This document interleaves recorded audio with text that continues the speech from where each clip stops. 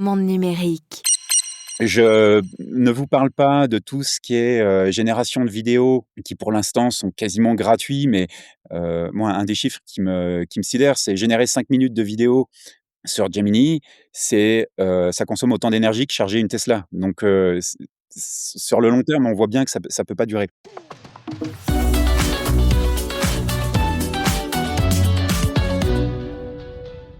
Bonjour Albert Meige. Bonjour Jérôme. Vous êtes, associé au sein du cabinet de conseil Arthur D. Little, vice-président de l'association Impact AI et co-auteur d'un rapport, de l'Institut Blue Shift, pour être précis, sur les impacts et les coûts cachés de l'intelligence artificielle. D'abord, est-ce que vous pouvez nous en dire un petit peu plus sur le pourquoi et le contexte de ce rapport? Oui, effectivement, donc ce rapport qui s'appelle, la traduction française du titre, c'est «Les dépendances cachées de l'IA» et on s'intéresse à 3 grands volets. Un premier volet qui est l'impact réel de l'intelligence artificielle, impact notamment environnemental. Deuxième volet, quelles sont les dépendances et les vulnérabilités que ça crée pour les utilisateurs et les utilisatrices et en particulier pour les entreprises utilisatrices. Et puis enfin, en toile de fond, toutes les questions, d'autonomie stratégique, que cela pose. Alors en gros, ce que dit ce rapport, c'est que l'IA, c'est fantastique, mais ce n'est pas anodin en termes, d'impact, environnemental et aussi tout simplement financier et vous dites, «Attention, ça va coûter de plus en plus cher». Oui, on a l'impression quand on utilise l'IA que c'est un logiciel comme les autres, un software comme les autres, alors qu'en réalité derrière il y a une infrastructure, physique, et cette infrastructure devient une infrastructure critique au même titre, que d'autres types d'infrastructures et quand on utilise, on ne se rend pas toujours compte, du coût que ça peut, représenter et il y a un découplage complet entre les investissements qui sont faits, qui se chiffrent en milliards, enfin même en dizaines, voire centaines, voire milliers de milliards, d'euros ou de dollars. Vous avez peut-être vu, sans doute vu passer les derniers tours de table d'OpenAI, de 40 milliards, les investissements qu'ils veulent faire d'ici, 2030, qui se chiffrent en milliers de milliards.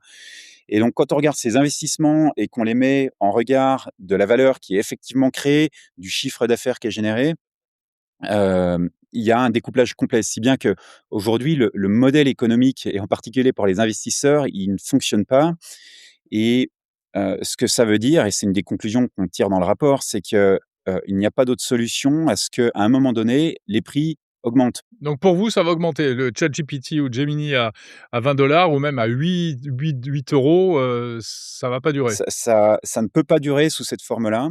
Il y a la pub aussi qui arrive pour le grand Il y a public. il y a il y a alors quand je dis le prix va augmenter, ça va augmenter d'une manière ou d'une autre. Donc ça peut être en euros, en dollars et ça peut être à travers la pub ou à travers d'autres mécanismes Ouais. de financement. Et il y a un scénario que je n'exclurais absolument pas, c'est que, demain, soit les États-Unis, soit OpenAI ou les fournisseurs de solutions décident que l'IA pour les entreprises, ou les individus, européens, c'est 5 fois plus ou 10 fois plus. Mmh. D'où l'intérêt, de développer des modèles, souverains, européens, français. On pense bien sûr, à Mistral, ils Évidemment. sont un peu seuls, il y en a pas beaucoup d'autres. Donc ça, c'est «l'autre coût» entre guillemets, c'est l'impact sur la souveraineté numérique, c'est la question de la souveraineté numérique. Ouais, c'est exactement ça. Donc il y a effectivement, comme vous le dites, il y a développé nos propres modèles, mais il y a aussi développé notre, propre puissance de calcul parce qu'aujourd'hui, on dépend quand même assez largement de la puissance de calcul, non européenne. Hem Oui. Et on a effectivement, pour en, parler un petit peu de souveraineté européenne, il y a une chaîne de valeur la chaîne de valeur de l'IA est extrêmement concentrée et on a tous en tête, la concentration du côté applicatif, donc que ce soit le cloud, les écosystèmes de données, les applications, et cetera. Mais en fait, cette chaîne de valeur, elle est aussi extrêmement concentrée sur les phases amont, avec le design des processeurs, avec NVIDIA qui a Ouais. plus de 80 du marché, la lithographie qui est une des phases importantes de la fabrication des processeurs. Alors là, on a de la chance, c'est une entreprise européenne, ASML qui a 100 du marché Mmh. et Bah, c'est puis enfin qui fabrique les machines qui permettent de le faire, mais c'est qui pas elle qui fabrique les fabrique machines qui permettent de faire la lithographie. voilà, mais c'est pas elle qui fabrique les C'est puces. pas elle qui fabrique, parce qu'ensuite c'est fabriqué, c'est principalement, l'écosystème taïwanais Mais la bonne nouvelle dans tout ça, c'est qu'aucune entreprise et aucune nation n'est véritablement, autonome, même pas les Américains et donc ça peut aussi donner un certain nombre de leviers. L'écosystème taïwanais, il est pas prêt d'être répliqué sur le sol américain, avant 10 ou 15 ans. Et oui, tout le monde est interdépendant en réalité. Alors au-delà du coût financier, il y a un autre point que vous soulignez que l'on connaît, qu'on évoque déjà, hein, mais que vous mettez en chiffres, si on peut dire, c'est le coût environnemental de l'intelligence artificielle. Vous savez aussi bien que moi qu'il y a une explosion du nombre d'utilisateurs, qui va d'ailleurs être exacerbée dans le futur par tous, les applications embarquées de l'IA, c'est-à-dire, l'IA qui est directement embarquée au sein du navigateur web, voire au sein, du système d'exploitation, qui fait que demain, heu, on va utiliser l'IA sans même savoir qu'on utilise l'IA parce que ce sont nos outils qui l'utilisent à notre place. Il y a une explosion de la complexité des requêtes. Un truc qu'on n'a pas forcément en tête, c'est que une requête simple sur, un chat GPT version 4, en termes de consommation énergétique, c'est à peu près la même chose qu'une requête sur Google. En revanche, quand on fait la même requête sur GPT-5, dernière version, le coût énergétique est quasiment 100 fois plus élevé. Je ne vous parle pas de tout ce qui est, génération de vidéos qui, pour l'instant, sont quasiment gratuits, mais moi, un des chiffres qui me sidère, c'est générer 5 minutes de vidéo, hem sur Gemini, ça consomme autant d'énergie que charger une Tesla. Donc, sur le long terme, on voit bien que ça peut pas durer. Albert Mèche, on est sûr de ces chiffres parce que régulièrement, il y a des chiffres qui sont avancés. Alors ça, je dis pas ça pour vous, hein, des chiffres qui sont avancés et puis après, on s'aperçoit qu'en fait, ça a été, calculé un peu avec les pieds, c'est très difficile quand même de mesurer l'impact environnemental de C'est l'IA. c'est très difficile et en particulier à cause du fait que le reporting et la transparence, qu'on exigeait des fournisseurs de solutions ou qu'on exige des fournisseurs de solutions ou qu'on devrait exiger, a progressé jusqu'à 2023. Il y a eu un pic en 2023 au niveau de la transparence. À partir de 2024, il y a eu un écroulement de la transparence et 2025, c'est guère mieux. Donc on va pas dans le bon sens. C'est très difficile de trouver des chiffres. On a fait pour l'étude, donc sur les dépendances cachées d'IA, on a fait une soixantaine d'entretiens avec des experts, à la fois chez les entreprises utilisatrices et les startups et les grands fournisseurs de solutions. Donc on est parvenu à obtenir des chiffres qui sont relativement fiables. En revanche, la difficulté qui subsiste, c'est qu'il n'y a pas de standardisation dans ces chiffres. Donc les protocoles de mesure sont pas forcément les mêmes d'un modèle à l'autre et donc on peut être parfois, on peut se retrouver à comparer des choux et des carottes, si vous me passez l'expression. Mmh mh. Mmh. Mais les chiffres que j'avance sont relativement, certains. Est-ce que ça a du sens de parler de sobriété numérique en tant qu'utilisateur de l'IA, que ce soit les entreprises elles-mêmes ou même les particuliers? Est-ce qu'il faut faire attention, à ne pas, trop demander aux LLM?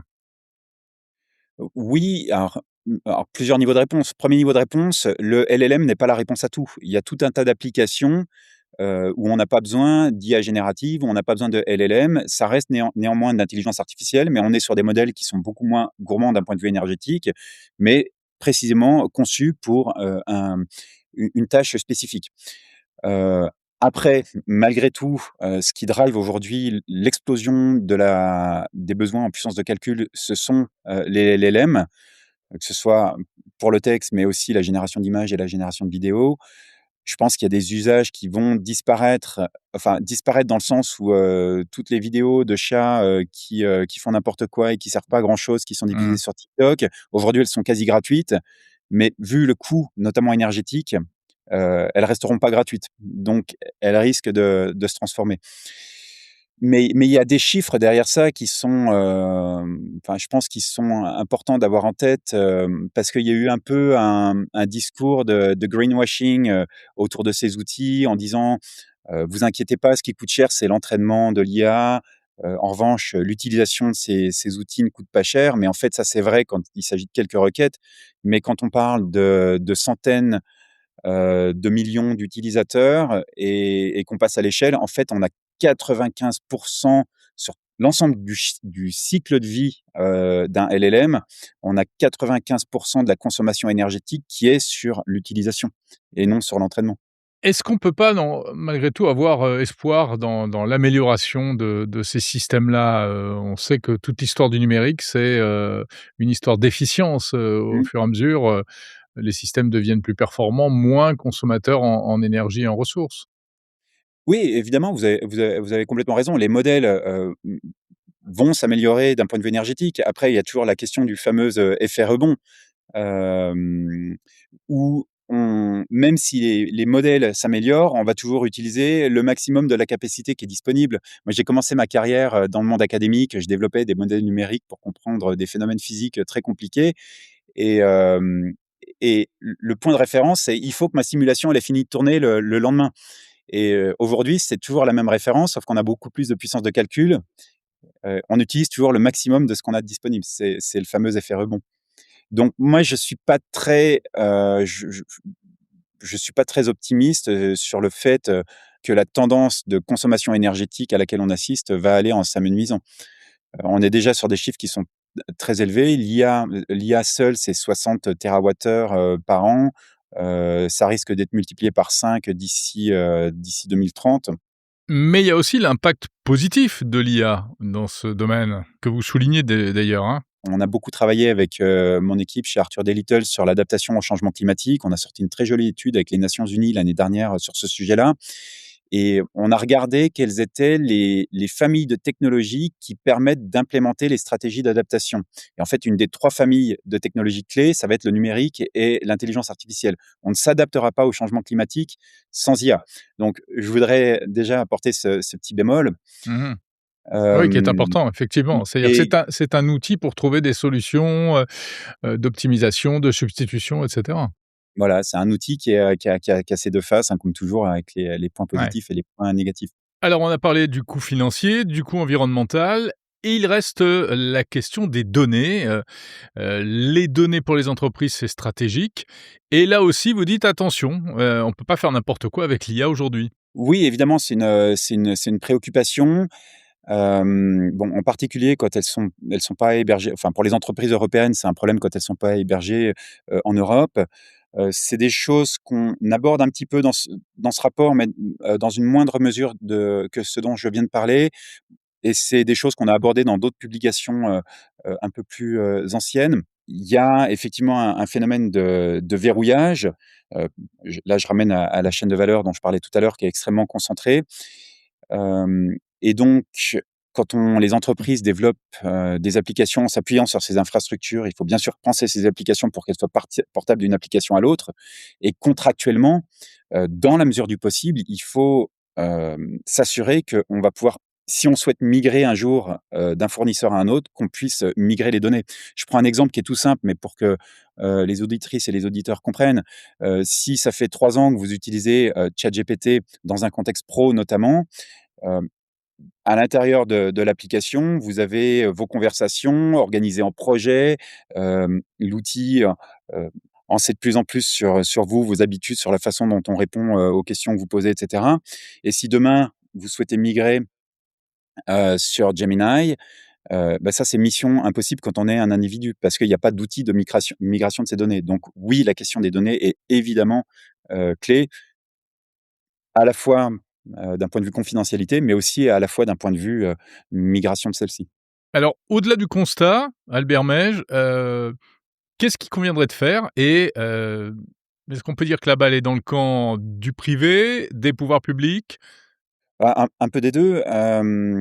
Sur les questions de mitigation du risque autour des dépendances dont je parlais tout à l'heure, nous, des choses qu'on aime bien faire avec nos clients, je ne sais plus si on l'a dit, mais je suis associé dans un cabinet de conseil en stratégie Ouais. et ce qu'on cherche à faire, sur ce type de questions, c'est de cartographier l'ensemble des dépendances dans l'ensemble de la chaîne de valeur, en fait, aller le plus profondément possible et puis identifier les points de vulnérabilité. Les endroits précis, où si à cet endroit, il y a une défaillance, qu'est-ce que ça implique pour mon business? Et puis, se préparer à avoir les solutions si ces vulnérabilités se manifestent, effectivement. Oui et ça, c'est ce qu'on appelle la résilience numérique et justement, les pouvoirs publics, le gouvernement vient d'annoncer, la création d'un indice de résilience numérique. De quoi s'agit-il? Ouais, bien sûr. Et alors on passe un peu d'un thème à l'autre, mais on évoquait la question de la souveraineté, numérique et je crois que vous parlez notamment lors d'une intervention récente, vous avez évoqué, la question de la résilience. Mmh. Souveraineté, résilience, c'est-à-dire comment faire face à cette dépendance. Vous dites qu'il faudrait un indice de résilience numérique, c'est ça? C'est la ministre dans son discours il y a quelques jours, à Bercy qui a, présenté cet indice de la résilience qui est sans doute un bon complément de ce que je disais juste avant, c'est-à-dire cartographier les dépendances auxquelles on est sujet et puis, les vulnérabilités que ça peut représenter.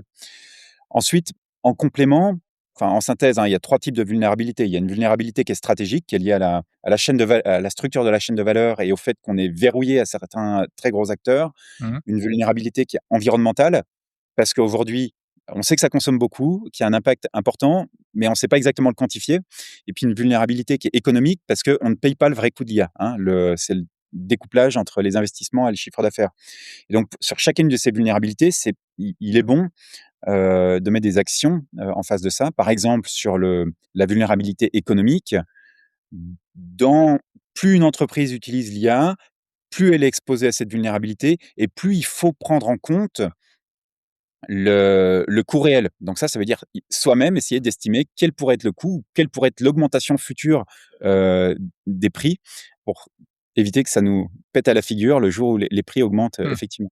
Qu'est-ce que vous dites, en conclusion, qu'est-ce que vous direz aujourd'hui, aux entreprises et aussi aux particuliers dans leur, approche de l'intelligence artificielle au quotidien?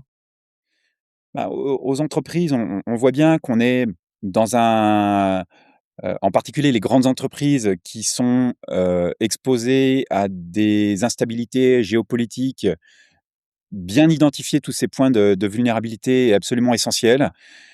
Donc là, je renvoie à un certain nombre de choses que je viens de dire et aux particuliers, s'il vous plaît, arrêtez de générer des vidéos avec des chats. Ça équivaut à charger une Tesla. Et ben voilà, le message est passé, on verra s'il y a des chances d'être entendu. Merci beaucoup Albert Mège, donc auteur de cette étude sur l'impact des coûts cachés de l'IA et vice-président de Impact AI.